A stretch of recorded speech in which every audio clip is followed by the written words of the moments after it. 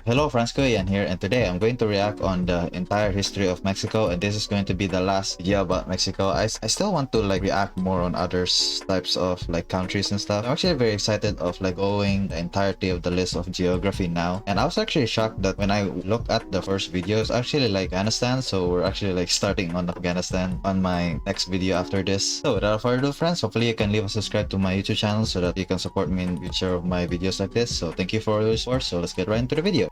The nation of Mexico is one of the most vibrant and culturally recognizable on I always like wonder like what the eagle and the snake and the cactus is all about. You know, what's the meaning of it? the planet today, boasting an enviable mix of natural beauty, art, cuisine, and a warm, welcoming people, which, perhaps unsurprisingly, result in it consistently ranking amongst the top 10 most visited countries by tourists each year. With France, Spain, USA, or Estados Unidos, and Turkey. I don't know why people love Turkey too. Very interesting. Impressive cultural offering, however, is the legacy of centuries of political, social, and economic change, which at times has been so turbulent that its impacts can still be seen It is kind of fascinating like how they got defeated by the Spanish too. and felt to this day. Like much of the rest of Latin America, Mexico has been irrevocably shaped by the interaction between the old world and the new, when I always love the poncho, man. Like I don't know what the case of the poncho means, but I don't know, because here in the Philippines it's very hot in here, so we can't even like have big clothes. So yeah, it's very hot here. 16th century, Spanish explorers arrived on its shores and initiated the largest transfer of ideas, resources, and peoples in human history. Since then, however, Mexico has undergone many profound changes that have uniquely affected it. But how did these events and their outcomes accumulate in such a way that they resulted in the nation we recognize so well today? This is the history of Mexico. A history of Mexico. The first humans to populate what would one day become the nation of Mexico. Oh wow, we're really going there, huh? Like we're really going to the to the ice age and stuff, where the bridge is from that is still used to be connected in the past in I think it's like, yeah, in Alaska part of like the USA in the past. So yeah, this is like the ice age. As well as the rest of the Americas, are thought to have arrived sometime between 26,000 and 19,000 years ago by crossing the Beringia land bridge that once connected North America to Asia. These people rapidly spread southward in the years that followed, before global sea levels rose at the end of the last ice age, permanently cutting off the Americas from Asia around 11,000 years ago. Nevertheless, the early humans who settled in the region, historically referred to as Mesoamerica, began to flourish due to the area's abundant natural resources. These allowed for the first... It is still kind of crazy, you know, like some of the humans still able to go farther south towards, you know, Argentina and stuff. So kind of crazy. Like we came from the north to the southwest of the south. Civilizations to take hold around 2000 BC, which saw the establishment of intensive farming and pottery works. The earliest known ancient Mesoamerican civilization was that of the Olmecs, who occupied the tropical lowlands of the modern-day Mexican states of Veracruz and Tabasco. Their society, famous for its colossal stone heads, reached its zenith between 1200 and 400 BC. It's kind of like the islands of, I think it was like Easter Island with their massive heads, stone heads. Considered the foundation upon which all later civilizations in Mesoamerica developed. The decline of the Olmecs by 300 BC left a power vacuum, which was filled by the rise of Teotihuacan, the first true metropolis of Mesoamerica, located in what is now the Valley of Mexico. By the middle of the first millennium AD, the city was home to around 125,000 people and featured monumental stone pyramids, such as the Pyramid of the Moon and the Pyramid of the Sun, which would become archetypal architectural forms in the region for centuries to come. A contemporary of the great Teotihuacan civilization was the Maya, who occupied much of what is now southeastern Mexico, particularly the Yucatan Peninsula, as well as parts of Belize and Guatemala.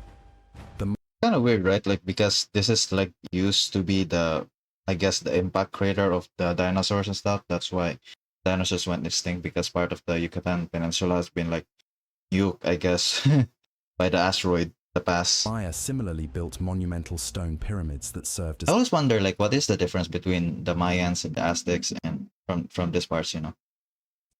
and they developed a sophisticated writing system that allowed for Oh, innovations in mathematics, astronomy, and even the creation of calendars. However, as time passed, Mayan society began to fragment, with cities like Tikal and Calakmul becoming increasingly powerful and competing for dominance in the region. okay. By the 9th century, this competition had led to political collapse, civil war, and the abandonment of many great cities. The story of humanity. There's always like civil war. The city of Teotihuacan to the north had also fallen victim to this wider societal collapse, though its decline preceded that of the Maya by some years. Historians continue to debate the causes of these societal breakdowns, whether they were due to war, revolution, or even climate change.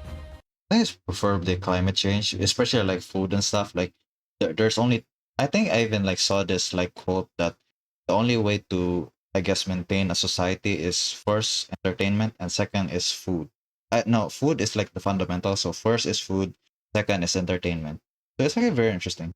Out of this period of darkness emerged the Toltecs, who had previously Toltec. been a client state of Teotihuacan.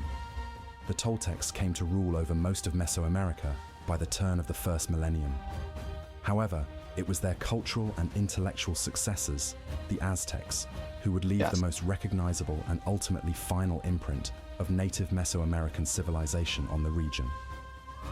The Aztecs were an alliance of 3 city-states centered around the Valley of Mexico, Texcoco, Tlacopan, and their own city of Tenochtitlan, which was founded in 1325 and built on a lake, accessible only by the huge man-made causeways that connected it to the shore. Whoa, Home to some 200,000 that's kind of, whoa, that's actually beautiful. Wow, this is almost like Indonesia actually. It's almost like the parts of, it's also like some parts of like Italy too. Like there's like a city that is built on top of the sea, I think. That's actually pretty beautiful. Oh, it's almost like Egypt too.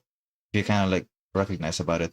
It's kind of cool. The city was an elaborate construction of stone buildings centered around a great pyramid, which formed the religious epicenter of the settlement and was the site of countless human sacrifices. So it's kind of interesting. Like this is what I learned about like geography now, where they said like the Mexican city is like, you know, sinking because it is built on top of a lake. So it's actually pretty interesting that the entire city is like sinking.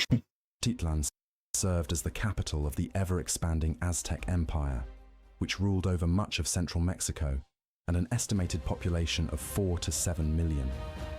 Although the empire was expanded through military conquest, it was primarily economic in nature, extracting vast wealth from the people it had conquered, making it enormously rich and the envy of many.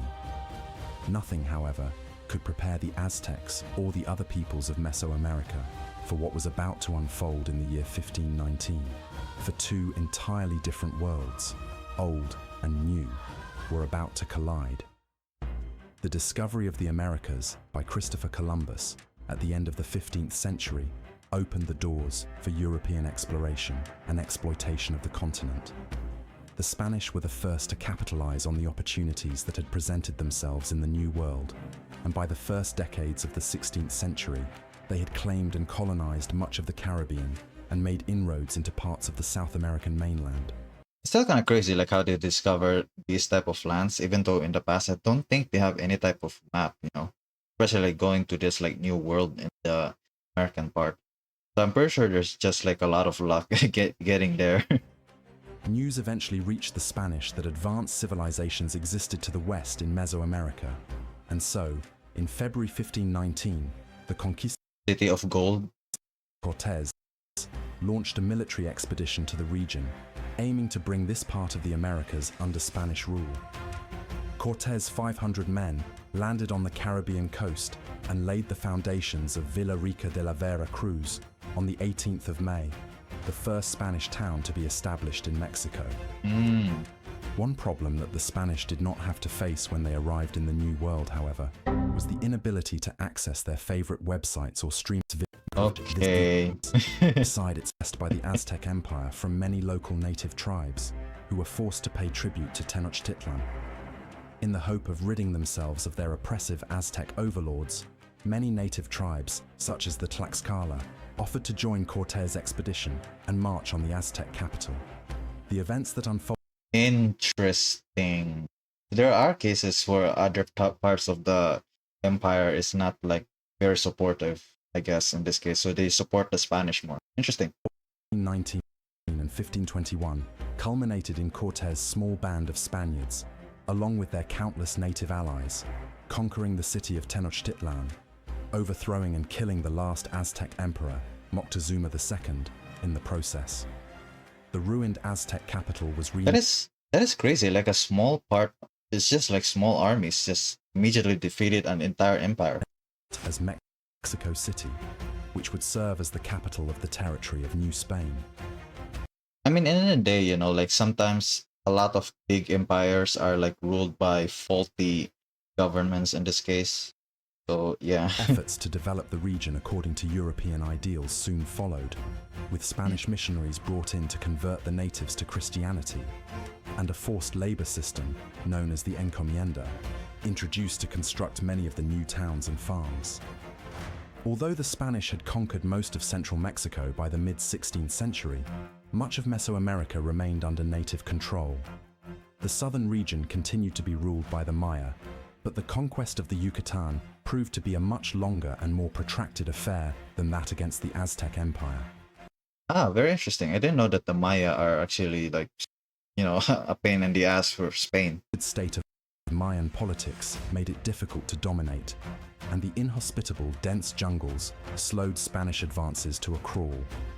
It took many decades to establish authority over the area, although the introduction of European diseases, such as smallpox, did far greater damage to the native populations than the... Like, I think majority of the Latin America also like suffer from this. Even like parts of the Northern America also suffer like smallpox.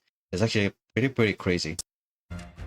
It is estimated that millions died within just a few months of the first contact between the Spanish and the natives of Mesoamerica, as they had practically no natural immunity to the highly contagious diseases. Meanwhile, in the north, many of the semi-nomadic tribes began to put up stiff resistance to the encroaching Spanish, who were attempting to gain access to the region's rich silver deposits. The Chichimeca War, in the second half of the 16th century, eventually culminated in a peace treaty and allowed for the establishment of silver mines, such as those at Zacatecas and Guanajuato. Silver quickly became the backbone of the economy of New Spain, as well as of the wider Spanish Empire, as similar silver mines were also established in Peru. The enormous quantities of riches being extracted from the New World made Spain wealthier beyond its wildest dreams, and served as a pull factor for more Spaniards to cross the Atlantic and seek their fortune in the Americas. Yeah, when it comes to like empires like this, it's like it's easy to get like a lot of resource and like few more ways for your empire to basically like enlarge itself. Arrived in the colonies and established cash crop plantations, such as tobacco and sugar, which were able to take advantage of the encomienda system by using the natives as forced labor. As many of the natives had already perished from disease, some began to import slaves from West Africa to supplement their labor, thereby laying the foundations for the transatlantic slave trade. As a result of this mixed population in Spain's New World colonies, a strict caste system was introduced, which divided people into a social hierarchy based on ethnicity. At the top were the peninsulares, native Spaniards who had emigrated to the colonies to form the new ruling elite. This is why I always like hate when it comes to type of racism and stuff, because these are like the old ideas of like the imperialism, type of like intellect, I guess, or like culture to have like racist ideals when it comes to people. This is why I always like love to believe like we're just all equal, man. Like we're all just like humans and stuff. In the end of the day, like the only thing that divides us is like I guess our ways of like living in I guess our environment and our culture. And there's something like beautiful when it comes to like things are unique from us rather than things that are like different and against us, you know. So it's good to have like a collective, like, I guess, humanity while having like unique identities. Below them were the criollos, Mm-mm. Spaniards born in the New World. They were followed by people of mixed races known as mestizos, and finally, at the bottom, were the Native American Indios. Despite this segregation, Spanish and native practices fused to create many of the cultural icons of Mexico that endure to this day, including tequila, mariachi, and charros. The most notable of these cultural synergies, however, occurred in religion, which, although officially Catholic, integrated many native customs, such as the veneration of the dead, giving rise to famous holidays such as Dia de los Muertos. The territory of New Spain was governed as a viceroyalty of the Spanish Empire and expanded further in the 17th and 18th centuries. The northern limits of the territory extended into what is now the southwestern United States. It's actually very interesting, like how much of the Spanish in this case, like really reached parts of like, you know, America and stuff. It's actually very interesting, like why they just stop in some parts of America, so they don't even like go forward to even conquering a lot majority of parts of, you know, United States, As or not the United States, because this is still not the United States in the past. You know, the American parts of this land. Los Angeles, San Ah. Francisco, and San Antonio being founded during this time. Meanwhile, the southern portion, consisting of modern-day Costa Rica, Nicaragua, Honduras, El Salvador, and Guatemala, was governed as the Incorporated Captaincy General of Guatemala. These regions, however, remained sparsely populated and were predominantly inhabited by natives, especially when compared to the heartland of New Spain, centered around Mexico City.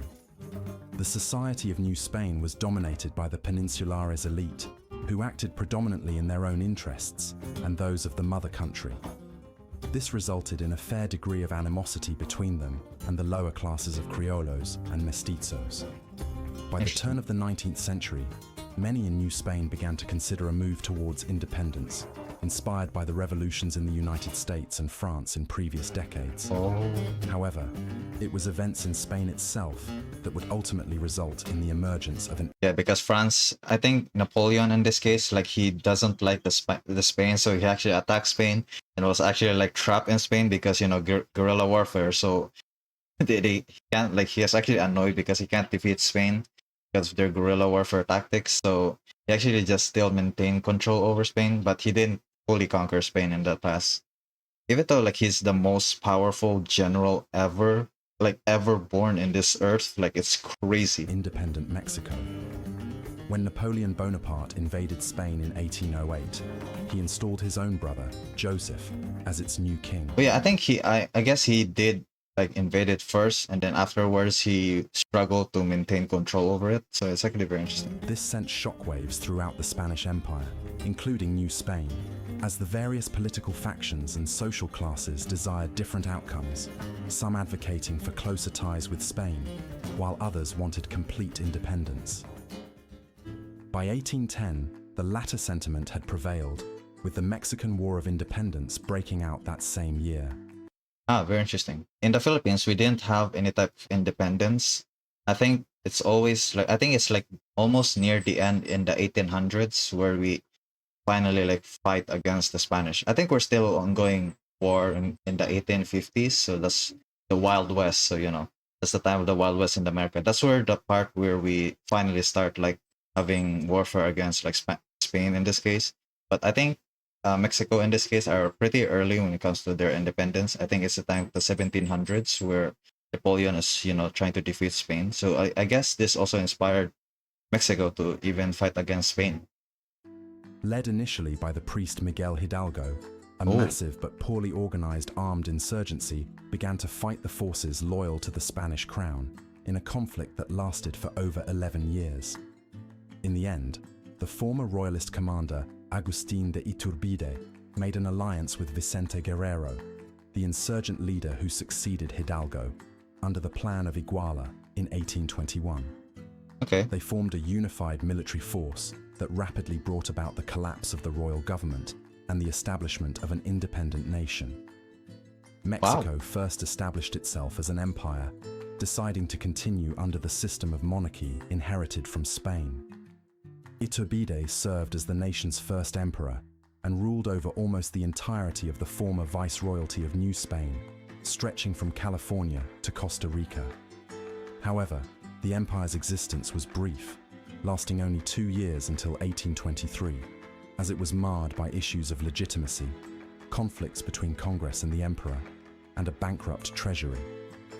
The emperor ultimately abdicated in favor of establishing the Mexican Republic that same year, which promptly led the nations of Central America to break away and chart their own paths as independent states. Interesting. Like its It's kind of crazy. Like even Mexico allowed it to have like independent some parts of the some I guess in this case Latin America. The first Mexican Republic was plagued by political turmoil throughout its 12-year existence until The problem of independence is always the struggle of who wants to be like free and stuff, and like who needs like more power and stuff. it was finally overthrown in 1835 by General Antonio López de Santa Anna, who established the Centralist Republic of Mexico. In the years preceding this, various Mexican governments had pursued a policy of populating the northern territory of Tejas by offering land grants to thousands of families from the United States, in the hope that they would convert to Catholicism, become Mexican citizens, and act as a buffer against further American westward expansion. The Interesting. Mexican government also forbade the importation of enslaved. Yeah, I'm pretty sure we already know this like story. This really did backfire against Mexico and stuff, and they unfortunately lost a large portion of the north because of this like plan. However, these policies ultimately failed, as the people of Texas began to demand independence. The Texas Revolution was fought from October 1835 to April 1836, and saw many famous battles, such as those at the Alamo and San Jacinto, which resulted in the creation of the Republic of Texas, later annexed by the United States in 1845. Tensions between the US and Mexico continued into the 1840s, before finally boiling over into outright war in 1846. The Mexican-American War lasted for 2 years and was a complete disaster for Mexico, as it not only suffered the humiliation of having its capital city captured and occupied by US troops, but also lost the entirety of its northern territory, stretching. Very interesting. But it's also kind of very interesting that USA didn't, try to, I guess, capture Mexico as their own, I guess, like country and stuff. So that's also kind of very interesting. I'm pretty sure there's always like another like war that Mexico will always fight against America, and America's gonna get stuck in Mexico. To the Pacific, which was ceded to the United States. Further indignities for Mexico were incurred in the war's aftermath, with President Santa Anna ceding yet more land to the United States until he was eventually overthrown and exiled in 1855. A liberal government, under President Ignacio Comonfort, succeeded him. However, the drafting of the Constitution of 1857 alienated many conservatives within the country, resulting in a period of polarizing civil conflict known as the War of Reform. The Liberals eventually triumphed in 1861 after 4 long and bloody years. Oh, in 1865. I guess this is now the part where now the Filipinos are now fighting against the Spanish, and America is just there to visit, I guess. Then eventually get conquered by USA in my country. So yeah. However, this came at a cost, as the new administration under President Benito Juarez had accumulated massive amounts of war debt, primarily owed to France, and had begun to default on its repayments. Yikes. What followed was a French invasion of Mexico in 1862, which, with support from the Mexican conservatives, overthrew the liberal government and restored the monarchy under a distant relative of the Spanish royal family. Whoa, that's actually very interesting. I didn't know like France invaded Mexico. That's actually very interesting. And Maximilian of Austria, who became the emperor of the Second Mexican Empire. The French intervention in Mexico did not last long, and they withdrew their forces in 1867 after support for their cause began to fade. Emperor Maximilian, however, decided to stay on, although he was promptly captured and summarily executed by the liberals in the following year, 1868, and the Republic was once again restored. The upheavals of regime change continued for Mexico just 8 years later in 1876, when the government was overthrown yet again, this time in an internal coup led by General Porfirio Diaz. He effectively established a dictatorship aimed at strengthening Mexico through his absolute rule, limiting any political opposition whatsoever, which he perceived to be the root cause of the country's recurring problems. A modern nation-state building program was enacted, which saw the creation of new public schools, railways, and factories, attracting a great deal of foreign investment and raising the country's living standards. This is also like one of the unfortunate benefit when it comes to like dictators and stuff. They're very, very fast, and because the government is centralized, it's very easy for you to like, I guess, enact like a lot of orders in this case. But when it comes to like a democratic type of government, there's like a lot of legal leeways, like there, because it also can cause corruption and stuff. So if you just like say, if you just like order a lot of stuff, you don't even know like where that money is even going for. So I guess in a democratic world, it's more slow, but it's more secure. I think, at least I hope. but but yeah, I kind of wish that democratic stuff can make a lot of change very fast, especially like for the benefit of the people. Because it's very slow, especially like you need some type of like law first before making the changes. So yeah. As rule. This period of Mexico's history, known as the Porfiriato, would be one of the most stable and longest lasting, running into the beginning of the 20th century. Despite some successes, Diaz declared that he would step down as president in 1910, but when he reneged on this promise and ran for office again, an air of revolution began to take hold in the country. Diaz did eventually step down in 1911 and was succeeded by Francisco Madero. Oh, 1911. I think here the Philippines is finally get conquered against America, so we're fighting against the Americans, and we unfortunately lost in the 1911. So we're finally got conquered by America in this timeline. A moderate supporter of the revolution, but who was nevertheless overthrown and assassinated in 1913 on the orders of General Victoriano Huerta, who subsequently assumed power. The following years saw Mexico plunge into an even more chaotic state of civil war, with Huerta's regime facing off against the Constitutionalist Army, led by Venustiano Carranza, and other key figures like Pancho Villa and Emiliano Zapata. Although Huerta was lot of like mustache-based people there. ousted in Interesting. 1914, political infighting and shifting allegiances prevented any form of peace from taking hold. I wonder if like you also, if you are in Mexico out there, do you still like have the mustache? I guess trend there, because it's actually very fascinating how common it is in there. In 20, by which point yet another president and several opposition leaders had been assassinated. The post-revolutionary years focused on stabilizing the nation. Here in the Philippines, there's not actually like a lot of assassination. There is a lot of conquering with Spain and the US, but when it comes to assassination, I never heard about it in history times. But there is like a massive dictatorship which did plunge our country into darkness, and it was like a lot of corruption and stuff. Like I think the main dictator at our time really benefit a lot of stuff. It's kind of weird like how a lot of Filipinos actually support dictatorship for some reason. At least in Mexico, it kind of works. It's kind of crazy. But in the Philippines, it didn't work. Like a dictatorship in here was just like a power grab, unfortunately. Economy and political institutions being modernized by President Plutarco Elias Calles in 1924. He also established the Institutional Revolutionary Party, PRI, in 1929, which would come to dominate Mexican politics for the remainder of the century. However, Calles' presidency did face challenges, particularly from the Catholic Church and the Cristero War from 1926 to 1929. Kind of crazy like how much they really love also putting bandoliers when it comes to their body. I don't know what's the purpose of the bullets that they really wrap around their body. It's actually like look very sick.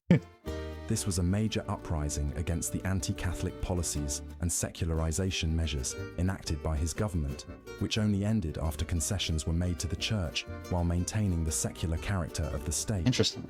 Mexico's fortunes began to improve dramatically with the political entrenchment of the PRI during the 1930s. By the turn of the 1940s, the country had entered a watershed moment, having seemingly turned a corner on the destructive political instability that had plagued it for much of the previous century. Although it played a minor role in the Second World War, Mexico's support for the US war effort, in the form of equipment and labor, greatly benefited the nation's economy, as well as its international standing once. It is pretty interesting, like how disasters can have opportunities for other nations to, I guess, support and stuff, or even prosper economically. Like especially in this war, like the Ukrainian war, like even America like benefit from all of the, I guess, air defenses from Ukraine, and because there's like a war in like Iran and stuff in the Middle East now. Now Ukraine is now trying to sell their drone defense, like their cheap drone defense, because they've been like hammered by drones for a long time. Currently they're now like trying to sell their cheapest drone defense for the Middle East for the Middle East countries, and then try to, I guess, buy their own type of like missile air defense from America, which is a Patriot missile. The post-war years bore witness to the Mexican miracle, with the economy booming from large industrialization projects. I wonder if this is still the case for Mexico right now, because this is also what happened in my country, the Philippines, until the dictatorship arrives and everything went shit after that. But I wonder if there was a disaster that unfortunately wrecked everything from this, because that's always life. There's always like ups and downs. Resulting in prosperity for its citizens. Interesting. By the 1970s, the boom times had given way to increasing economic instability, with several banks being nationalized and the Mexican peso being devalued. Furthermore, support for the PRI began to wane in the face of worsening governmental responses to deteriorating socio-economic conditions, which were laid bare in the aftermath of the disastrous 1985 Mexico City earthquake. In more recent times, the nation has moved on from its legacy of revolution, with the formation of newer political entities outside of the PRI, and has embraced closer economic ties with the USA and Canada. Interesting, like there is a case for Mexico to have prospering years from. In the Philippines, we envy you. In the Philippines, no man, we only have once. We only have it once. It was never again. We never recover after that dictatorship that happens here in the Philippines. It's actually that crazy, like how a single government of dictatorship really destroys us. But in the Mexico part, there's actually like their dictatorship actually works for them. And then I guess a lot of instability when it comes to like rules and stuff, because there are like beliefs of like religious and stuff. There's like a lot of like war and stuff, I guess. And then there's another good time and then another bad time. And I'm pretty sure, I guess I guess in current Mexicans, I think it's now in the bad times, because they're now increasing, I guess, cartels in today's world. So yeah. North American trade.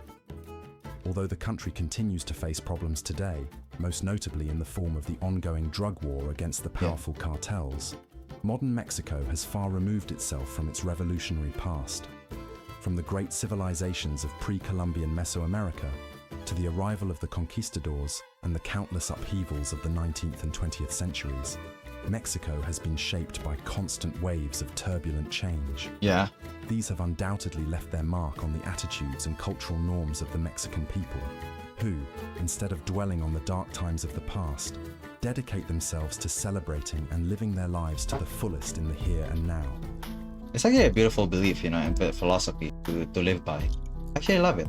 It's actually a beautiful way to end the video, and finally like seeing the entirety of beliefs, because here in the Philippines, I think our main belief is always about family and connection and like being happy and stuff. So that's why we have like a lot of Filipinos around the world, because they usually like, I guess, OFW, because they work like outside from the Philippines to work, I guess, for their family or for the family's benefit. Unfortunately, all of this like OFW are also like paid very less, because this is basically like modern slavery in modern times, because you're paid so less for working so much more for the countries that are in the rich countries. But it's kind of weird like how these rich countries never actually suffer from all of this like employment and stuff, because if I live in a rich country and I'm unemployed, because it's pretty expensive to, I guess, get money from, if I live in a rich country, because no fucking way for a company to pay like a lot of money for their own citizens. They have to like,